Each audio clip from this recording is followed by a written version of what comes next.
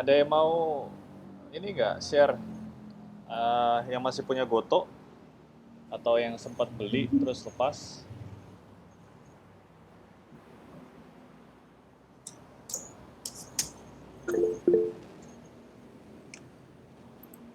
Oke, siap Will, nggak apa-apa. Ada nih ya. Ya wis ya, aku mulai aja ya. Oke, ini aku mulai karena aku mau share screen. Kameranya coba aku matiin dulu biar nggak ganggu ya.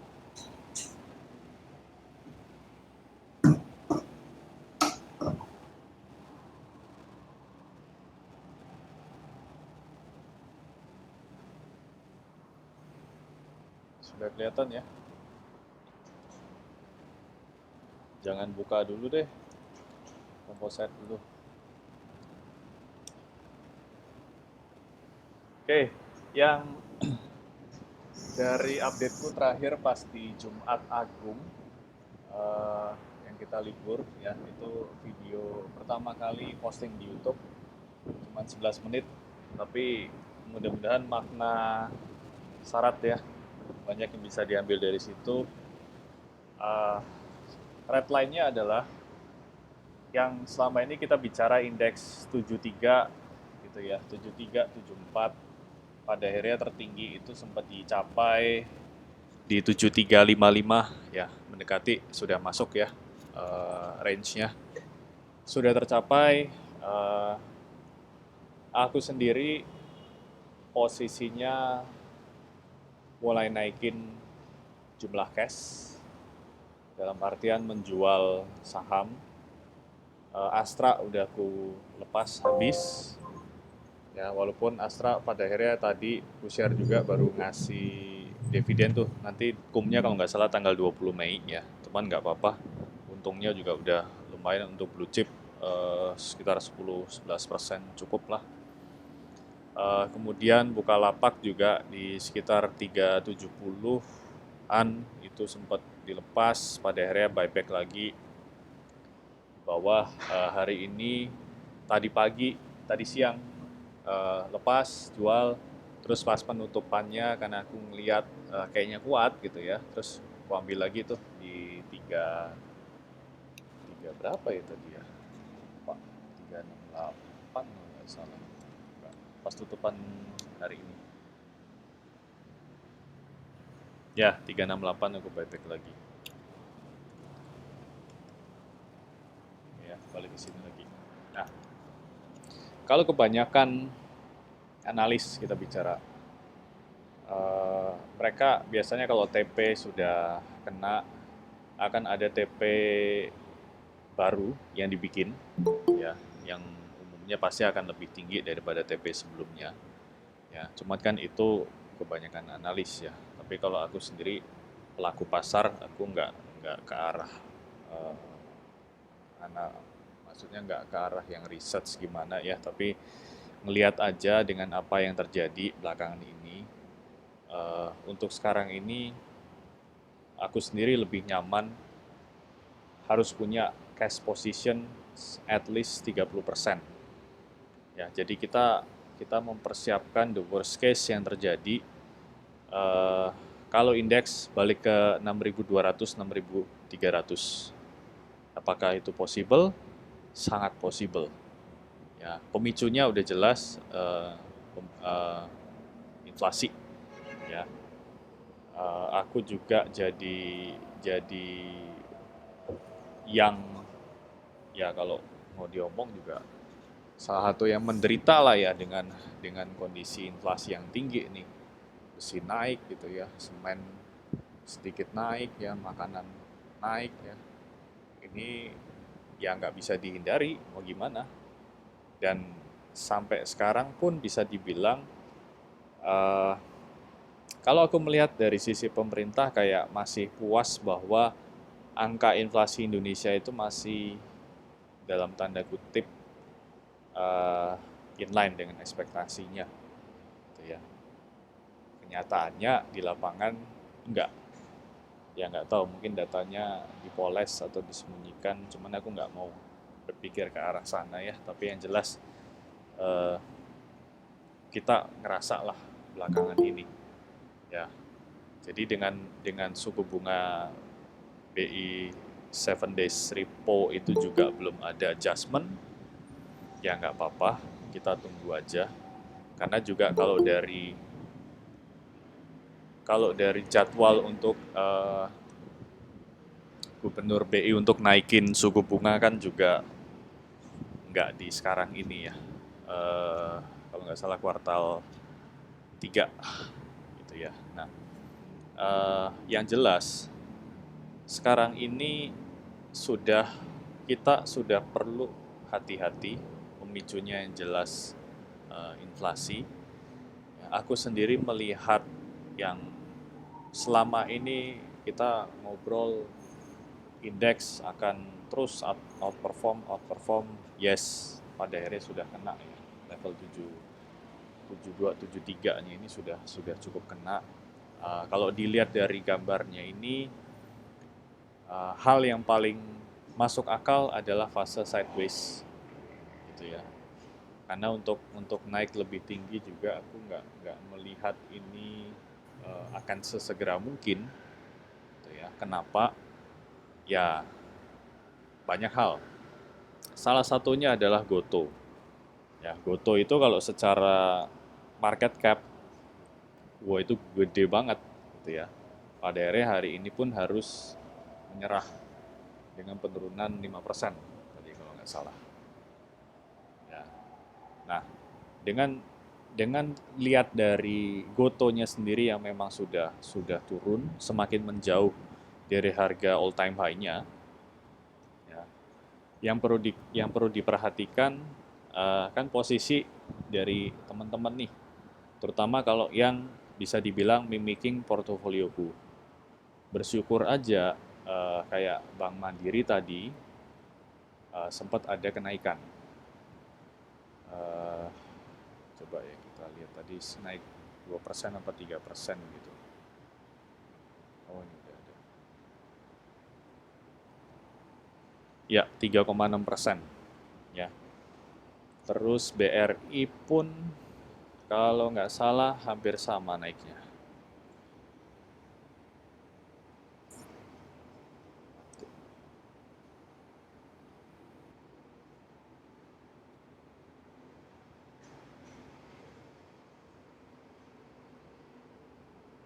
Oke, suaraku masih jelas ya?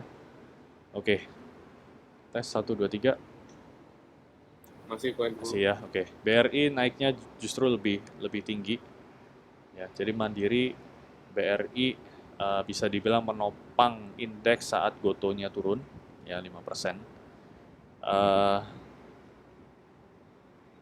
Kalau menurutku yang perlu dilakukan ke depan adalah aku sendiri sebentar lagi juga akan ngelepas dua bank ini. Ya, cuman belum tahu di harga berapa karena dilihat juga hari ini mereka mereka berdua tetap kuat gitu ya. Yang jelas sekarang ini aku nggak sepenuhnya 100% di saham, nggak.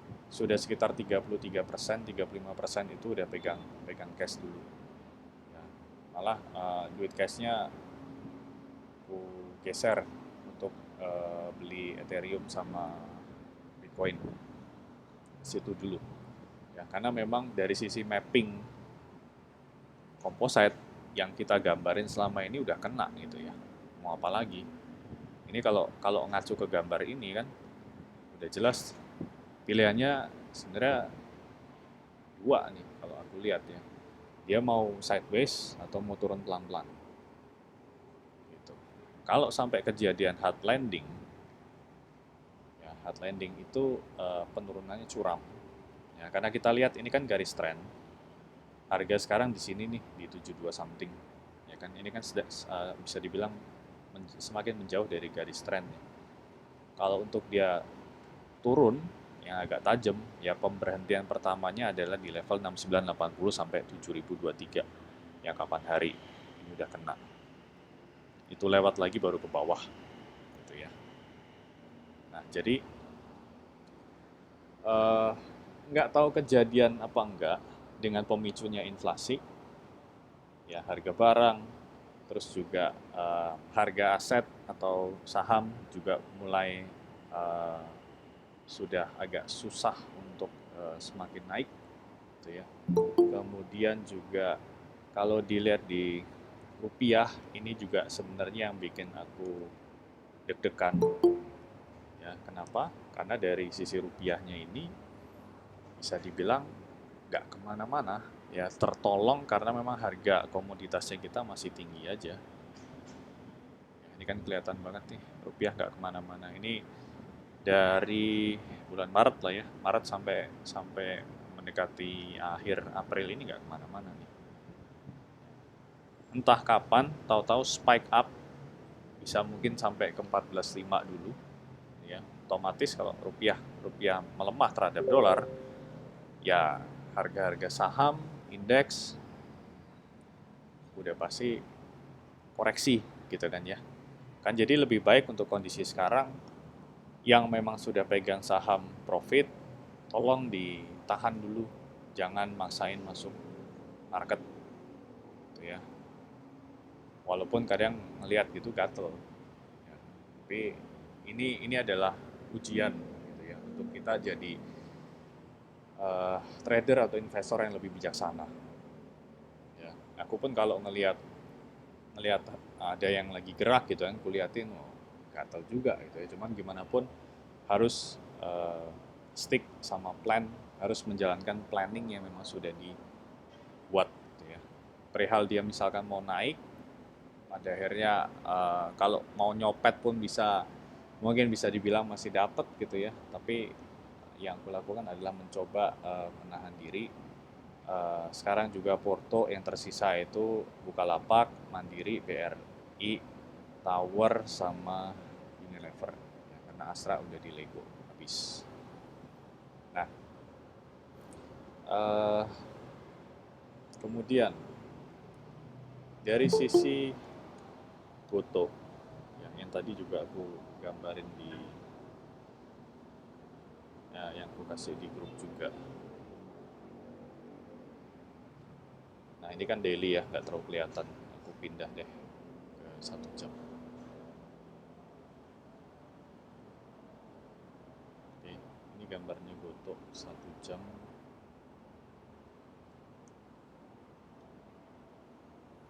Ya, sebenarnya perjalanannya bisa dibilang sama sama Bukalapak. Eh, Cuman mungkin turunnya lebih pelan aja gitu ya, karena ada green shoe-nya. Gitu ya.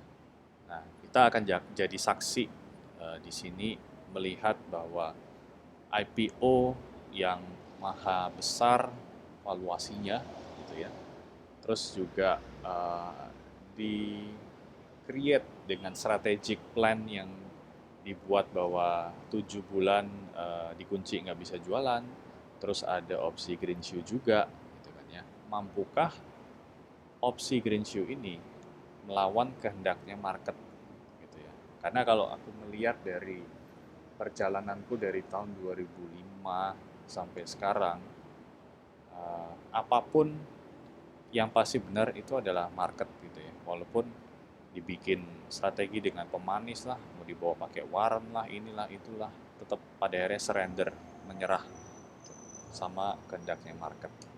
Nah, kalau kita bicara market, kita kaitin sama technical analysis, si Goto ini memang sudah harus turun, bikin new low ya, atau bikin lower low, tinggal bahasanya mau pakai yang mana aja, itu sampai ke 324, 328, yaitu berarti masih ada sekitar 3% lagi dari titik tutupan ini gitu ya. Tapi apakah kondisinya kalau sudah menciptakan level terendah baru atau lower low-nya ini atau new low-nya itu sampai segitu, terus kita serta merta akan beli atau akan ada chance untuk trading, ya sebenarnya jujur aku juga nggak tahu, karena yang perlu dilakukan saat ini sudah menyentuh 324 something ini,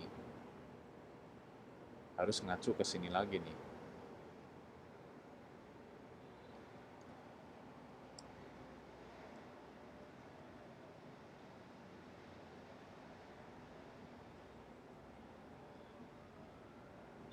Nah, ini perjalanannya kan dari IPO tanggal 11 ya. Ini statistik, ini data real ya. Teman-teman kalau pakai aplikasi lain di luar ini silahkan bisa cross check sama-sama, angkanya akan sama pastinya. Kelihatan banget ya dari tanggal 11 itu net buy foreign-nya 200-an something miliar, terus tinggal setengah gitu ya. Seterusnya makin ke sini makin kecil. Dan ini memang belum ada merahnya. Merah itu dalam artian foreign-nya keluar, exit. Belum kejadian nih, gitu ya. Nah, apakah itu kejadian? Ya, nggak tahu, biarkan waktu yang menjawab. Cuman, kalau kita menganalisa dengan semakin turunnya, ini most likely sih akan kejadian. Nggak tahu yang cut loss siapa, gitu ya. Intinya akan ada penjualan bersih dari investor foreign, entah besok, entah lusa. Itu kalau dari analisa aku. Karena kita melihat statistik ya, statistik nggak pernah bohong. Sama seperti technical analysis yang nggak pernah bohong. Serah mau dibikin berita sepositif apapun, manajemennya mau ngomong sebagus apapun, tapi yang namanya market selalu benar, selalu yang menang.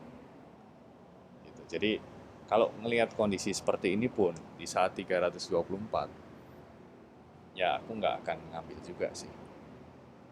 Bisa jadi bikin new low lagi sampai di bawah 300 possible. Nah, jadi kalau ngelihat kayak gini, kalau aku boleh saran teman-teman yang punya yang masih untung silahkan direalisasikan. Ya, karena kita melihat Bukalapak pun fasenya ya seperti ini juga di saat awal dulu ya, September tahun lalu dia IPO. Nah, oke, aku nggak lanjut dulu deh sampai di sini. Ada yang mungkin mau tanya dulu, boleh silakan untuk sharing.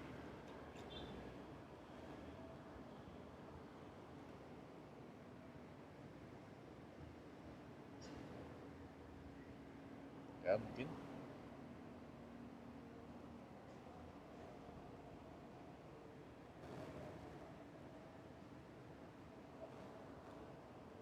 Oke, aku lanjut ya. Mudah-mudahan koneksi masih oke. Oke, gimana dengan saham-saham tambang? Contohnya ini. Kalau kita bicara bahwa udah harus pelan-pelan exit, gitu ya. Apakah terefleksi juga di saham-saham tambang? Kita lihat bersama.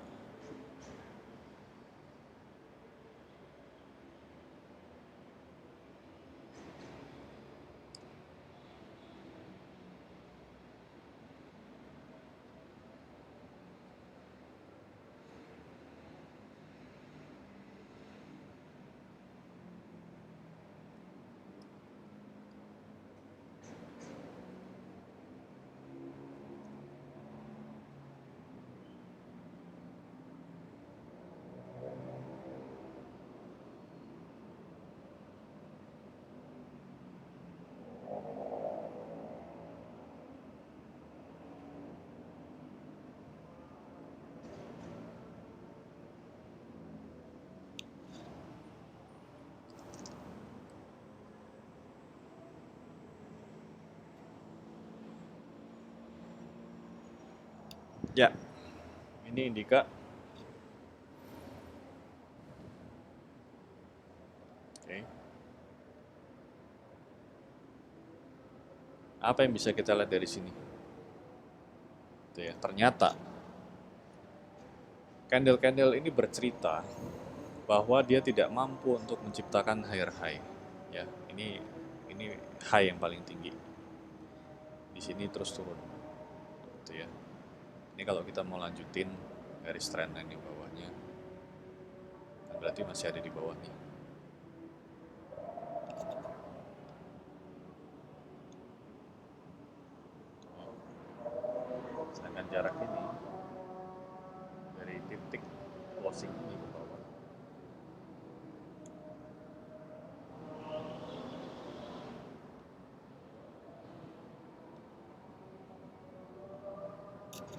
masih cukup gede. Oke, dari sini kita bisa ngelihat masih konfirmasinya valid terhadap indeks. Harus trading kayak kalau mau maksain pun harus hati-hati ya. Ini di tambang yang punya segudang berita positif, Gogoro sama Foxconn dan lain sebagainya, yang saat beberapa waktu lalu aku sangat-sangat outperform untuk saham ini dan kejadian memang naik ya. Tapi sekarang aku belum berencana untuk ambil, belum berencana untuk masuk lagi ke situ. Kemudian ITMG.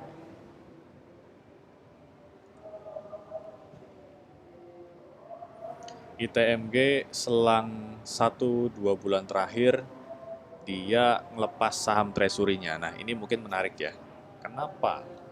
Kan gitu pertanyaannya. Kenapa si ITMG ini kok kepikiran untuk ngelepas saham treasury yang mungkin udah diambil dari tahun 2020 saat pertama kali ada COVID gitu kan ya. Nah, bisa jadi dari sisi manajemennya melihat bahwa ya kenaikannya coal komoditi itu sudah dalam fase yang dirasa cukup gitu ya. Untuk melanjutkan kenaikannya mungkin butuh ada perang yang sampai ke arah perang dunia 3 gitu ya. Tapi kalau gini-gini doang atau perangnya mendekati usai gitu ya, maka ya ke depan nggak akan ada spike lagi untuk harga gitu ya. Jadi momentum dengan kenaikan coal, kenaikan harga sahamnya juga yang mengikuti, ya akhirnya mereka memutuskan untuk melepas habis tuh saham treasury-nya. Gitu. Jadi ini pun bisa dibilang sebuah konfirmasi bahwa si stakeholder, si pemegang saham Banpu ya, kita bicara Banpu sendiri memang udah memutuskan ya udahlah cukuplah, udah dapat untung dari tahun 2000 melepasnya di 2022 gitu ya, udah cukup. Dan di sini pun kalau kita ngelihat apakah sama dengan Indi, ya bisa dibilang chartnya menyerupai karena tidak membuat higher high ya. Ini highest, ini high-nya lebih turun, ini high-nya lebih turun juga, confirm. Terus gimana dengan coba Antam kita lihat.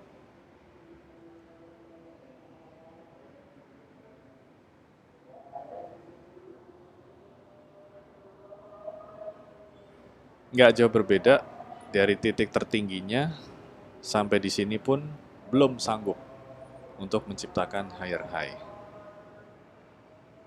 Masih bisa dibilang confirm. Lalu kemudian Inco. Ya, ini sesi tambang kita agak banyakin karena yang paling spektakuler. Nah, Inco yang paling beda, mungkin kalau dibilang Inco di dalam bisnis nikelnya di compare sama Antam termasuk yang sangat efisien gitu ya, karena nggak cuma menggunakan tenaga bahan bakar fosil ya, tapi dia juga punya pembangkit listrik tenaga air di sana yang cukup untuk menghidupkan PLTA-nya di sana. Nah, tapi dengan kita melihat kondisi seperti ini pun, ya, sudah harus saatnya menjual. Ya, ini high, dia udah ciptakan higher high gitu ya. Selanjutnya kemana kan? Selanjutnya dia harus bikin swing dulu nih ke bawah. Mungkin balik ke 78 atau lebih rendah daripada itu. Ya, mungkin terjadi. Nah, terus ini seputar tambang kita sudah melihat dari sekian banyak saham yang tambang yang kita buka, cuman Inco yang berhasil menciptakan higher high. Nah, saham yang lainnya gimana? Coba kita lihat properti.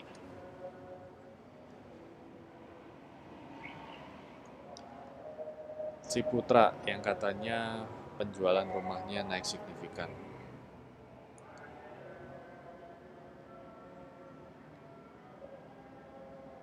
Oke, apa yang bisa kita lihat? Apakah dia membentuk yang namanya higher high? Enggak, belum. Jadi data yang ada di lapangan yang kata penjualan rumahnya laku, kalau di compare ke chart, ya, di mana appetite dari market apakah cukup menggairahkan untuk dibeli, ternyata ya enggak juga gitu ya. Ya ini mengkompensate apakah dia market cap-nya gede apa enggak, tapi aku nggak ngeliat adanya money flow di sini. Padahal kurang bagus apa Ciputra gitu ya. Oke, kita ganti Pakuwon.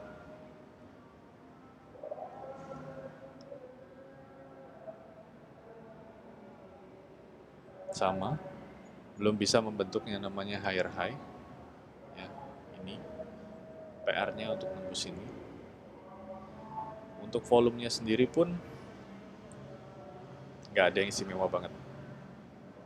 Ya, masih rata-rata. Kemudian Sumarekon.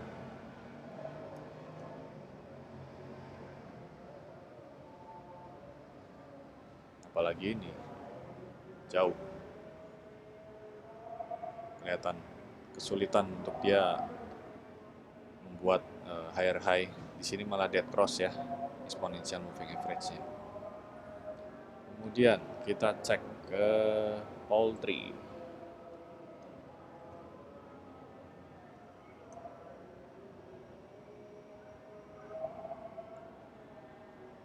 Nah, kita lihat sendiri gimana kondisinya.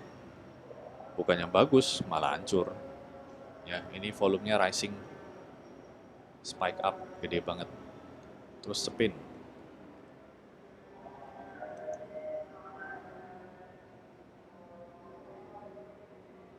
$11.12 sama. Ini masuk downtrend, jelas. Kemudian MAPI, yang dimana retail salesnya Indonesia di bulan Februari slips kalau di compare sama Januari. Ya. MAPI, dia membentuk higher high, yes. Tapi perjalanannya nggak mulus. Ya, dibikin zigzag.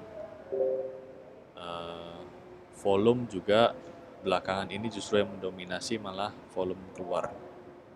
Ini. Oke. Terus kita lihat perbankan. BNI dulu.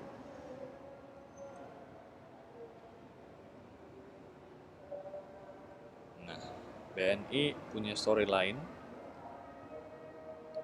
Ini kenaikannya istimewa. Ya, di mana ada flow yang cukup masif, kuat. Kemudian BRI juga harusnya sama.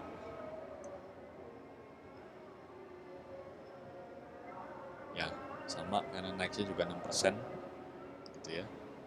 Terus kemudian Mandiri.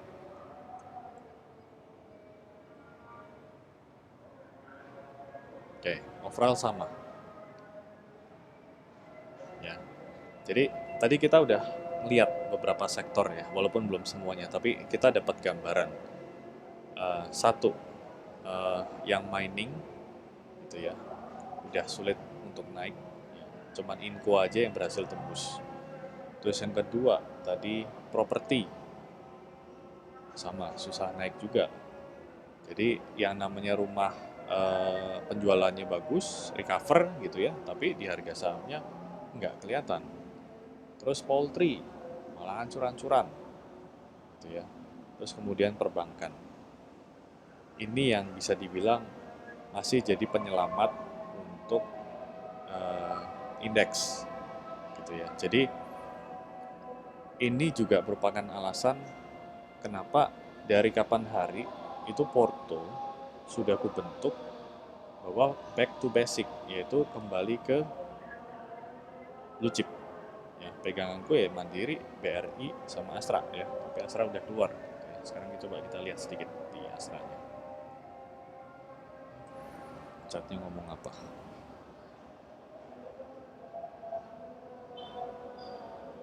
Oke, kenaikannya cukup signifikan, tapi untuk naik lebih tinggi lagi dia butuh koreksi dulu. Ya. Mungkin koreksi awal balik ke 66 atau 67. Ya, Jadi kurang lebih turun 200 sampai 300 dari level sekarang. Nah, di sini udah kelihatan bahwa pilihan kita semakin terbatas. Ya. Jadi untuk yang kayak di luar perbankan itu semakin terbatas. Coba kita cek consumer. Ya, Indofood nggak kemana-mana. Masih di bawah exponential moving average 233. Terus ICBP-nya seharusnya sama.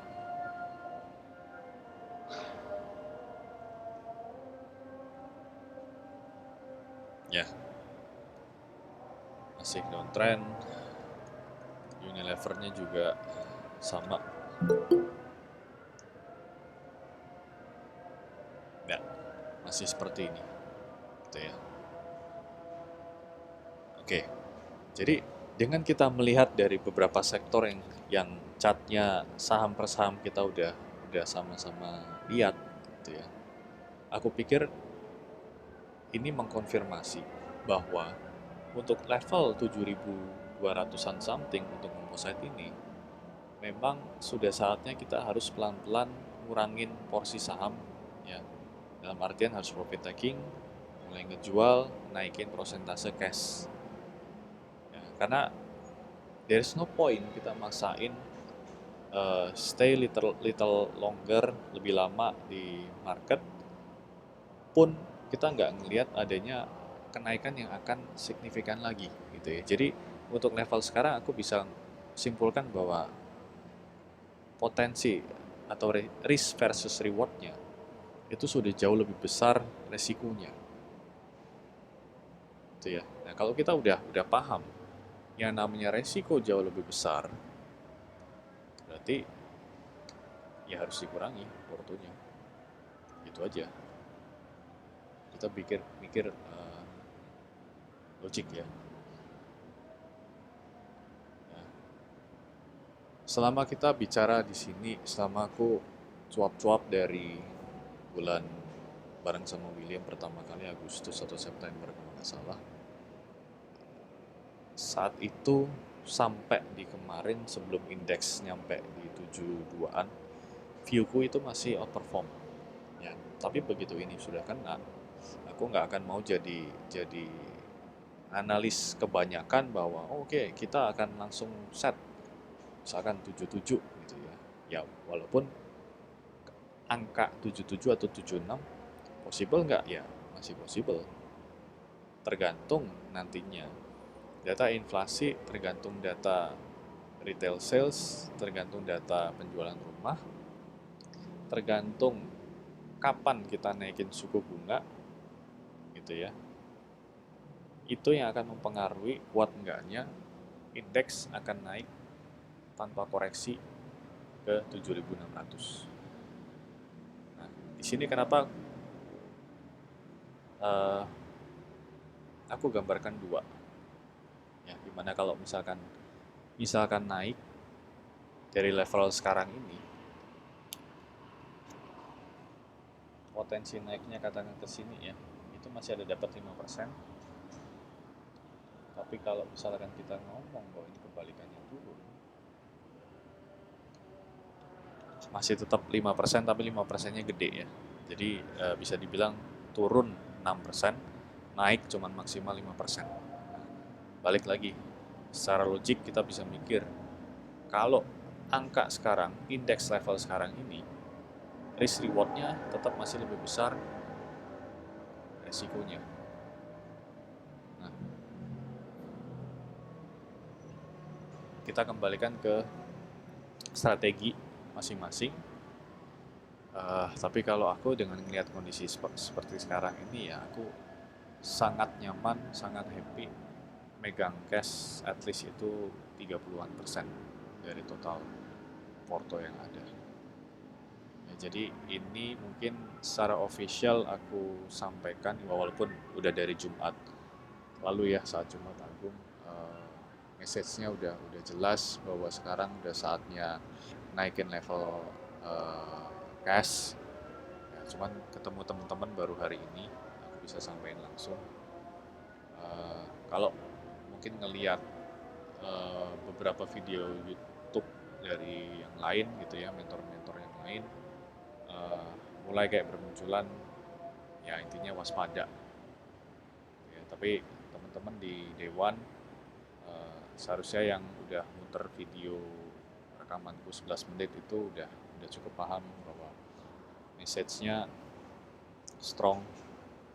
Kita harus lebih hati-hati, lebih enak jadi orang yang konservatif untuk kondisi sekarang ini, gitu ya. Nikmati untungnya, diam diri dulu, melihat dari pinggir lapangan, nggak perlu harus selamanya stay di market gitu ya. Masih banyak aset kelas lain yang teman-teman bisa masukin gitu ya.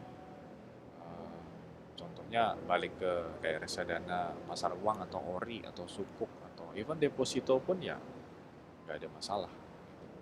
Tapi intinya adalah lebih baik kalau misalkan sudah menjual antara 30% atau plus-plus atau mendekati sampai 50%, lebih baik uang itu jangan stay di RDN.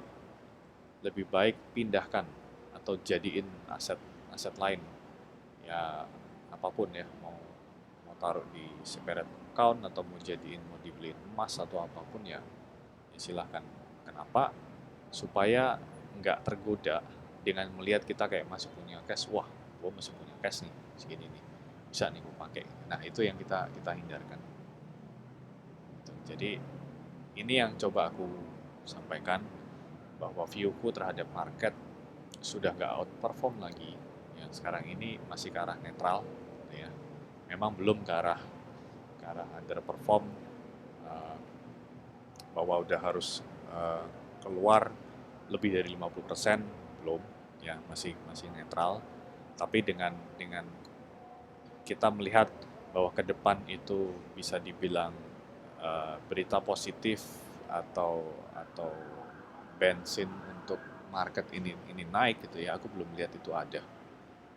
Justru lebih banyak berita negatifnya ya, terutama untuk inflasi. Karena di US sendiri itu inflasi tertinggi selama ini ya, dari tahun 81 gitu ya. Itu zaman aku sendiri belum lahir. Ini inflasinya US kejadian bahkan lebih tinggi gitu ya. Nah, kita lihat market US di Dow Jones. Cek dulu chartnya ngomong apa di sini.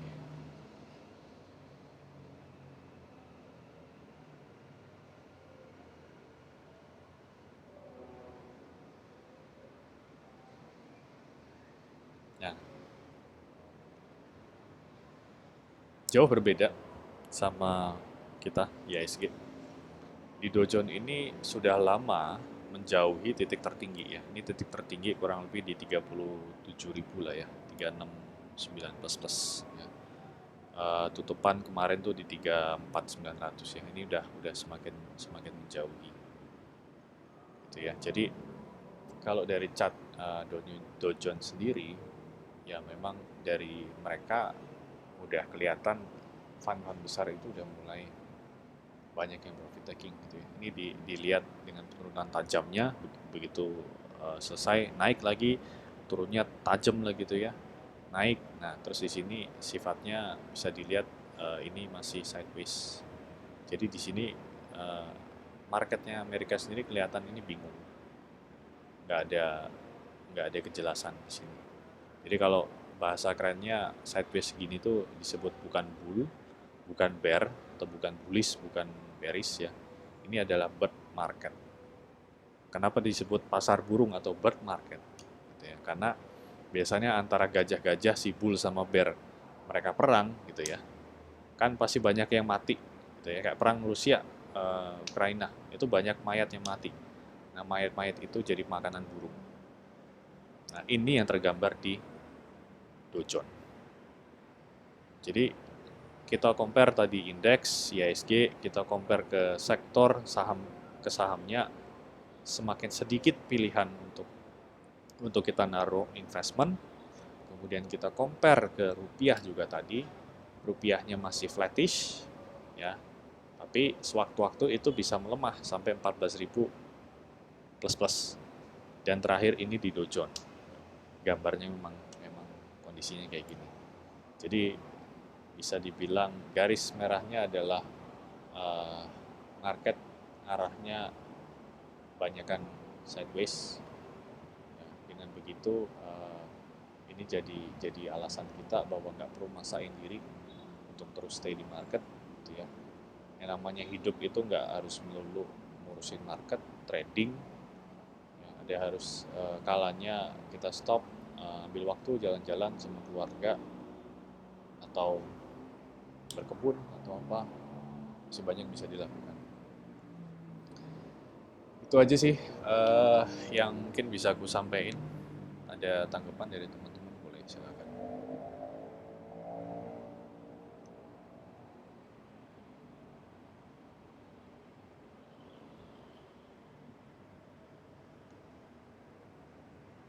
Ya, atau William ada mau nambahin? Masih ada nggak William?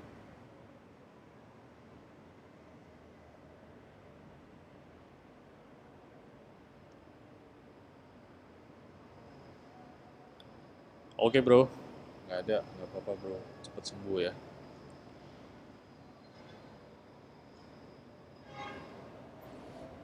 Oke, nggak ada yang bersemangat hari ini gara-gara dengar pidatoku yang udah nggak outperform lagi apa gimana nih?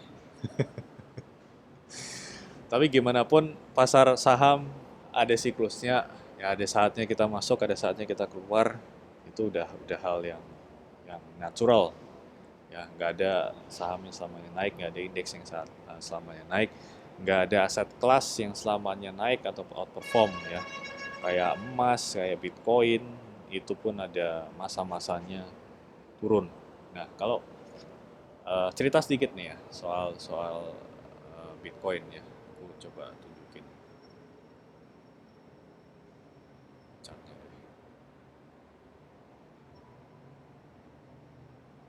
Kodenya itu BTC, BTC USDT.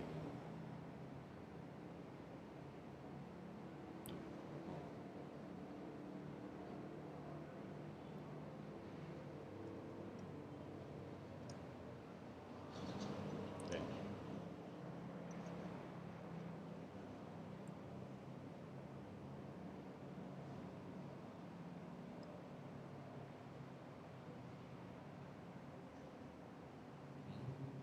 Ya, so dia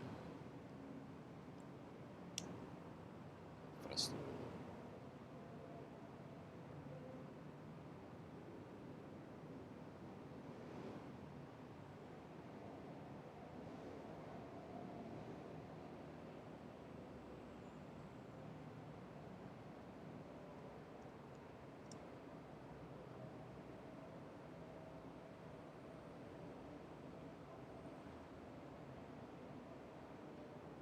Ya, ini udah muncul.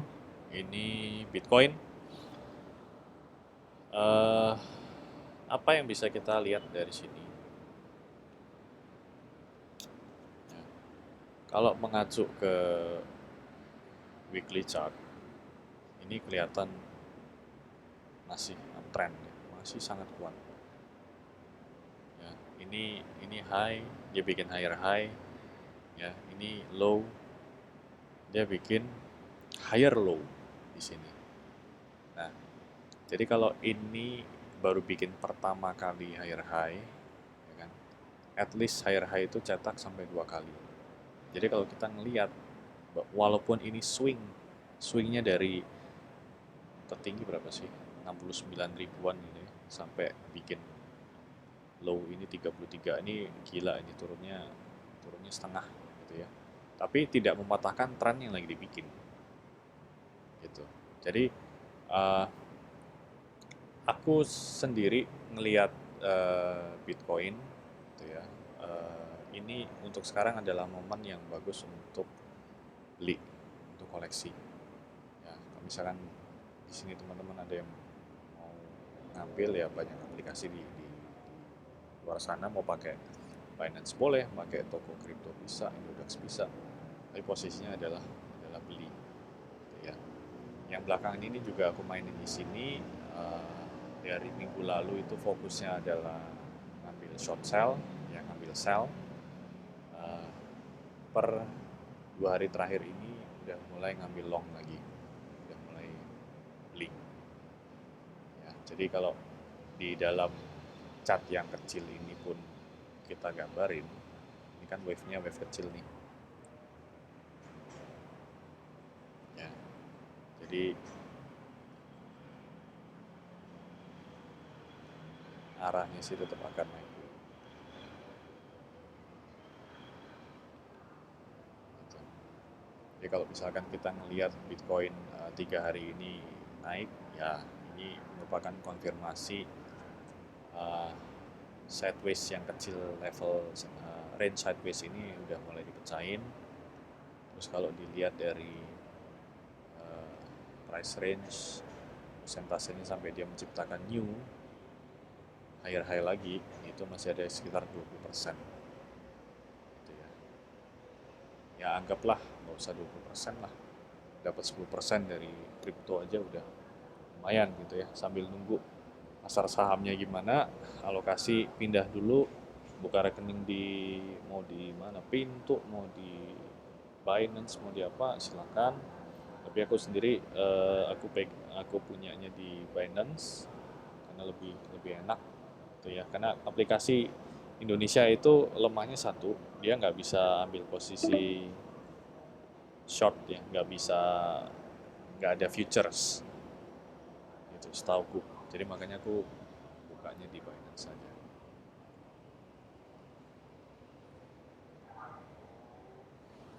Itu aja sih mungkin buat hari ini. Kita akan jadi saksi bareng di mana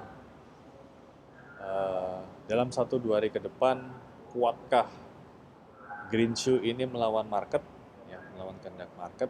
Tapi kalau aku sendiri melihatnya seberapa gede pun itu green shoe, marketnya tetap akan menang. Jadi akan swing ke bawah.